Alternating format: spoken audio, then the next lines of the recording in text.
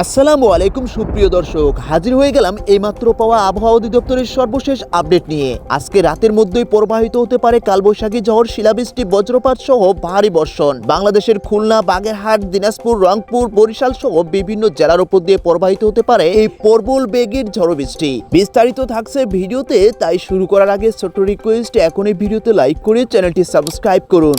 আর আপনি কোন জেলা থেকে ভিডিওটি দেখছেন অবশ্যই কমেন্টস করতে ভুলবেন না। সুপ্রিয় দর্শক, তো চলুন শুরু করা যাক। আবহাওয়া অধিদপ্তরের সর্বশেষ তথ্য অনুযায়ী আজ সারা দেশের আবহাওয়া মূলত শুষ্ক থাকবে। আকাশ আংশিক মেঘলা থাকলেও সম্ভাবনা থাকবে না বৃষ্টির। রাজধানী ঢাকায় বর্তমানে তাপমাত্রা প্রায় 32 ডিগ্রি সেলসিয়াস। বাতাসের আর্দ্রতা সকালের দিকে 56% থাকলেও বেলা বাড়ার সাথে সাথে 20% নেমে আসতে পারে। আজ সর্বোচ্চ তাপমাত্রা রেকর্ড করা হতে পারে 35 ডিগ্রি সেলসিয়াসে, যা নির্দেশ করছে গরম ধীরে ধীরে জেঁকে বসেছে। অনেকেই জানতে চেয়েছেন ঝড় বৃষ্টির খবর কি।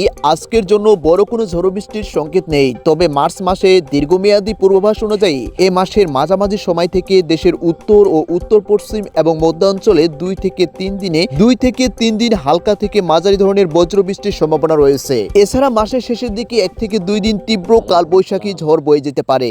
তবে স্বস্তির খবর হলো এই মুহূর্তে বঙ্গোপসাগরে কোনো লঘুচাপ বা ঘূর্ণিঝড় সৃষ্টির সম্ভাবনা দেখা যাচ্ছে না।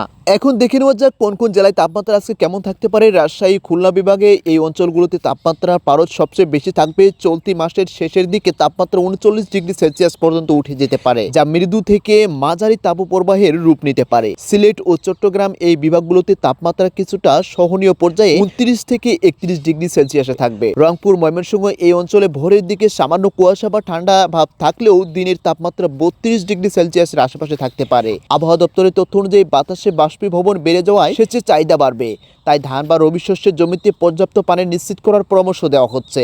বিশেষ করে যারা বড় চাষ করছেন তারা আবহাওয়ায় এই শুষ্ক অবস্থার দিকে নজর রাখুন। সুপ্রিয় দর্শক, এই ছিল আজকের আবহাওয়ার সর্বশেষ আপডেট। পরবর্তী আপডেট সবার আগে পেতে চোখ রাখুন আমাদের ইউটিউব চ্যানেলে, আর সাবস্ক্রাইব করে বেল আইকনটি অন করে রাখুন।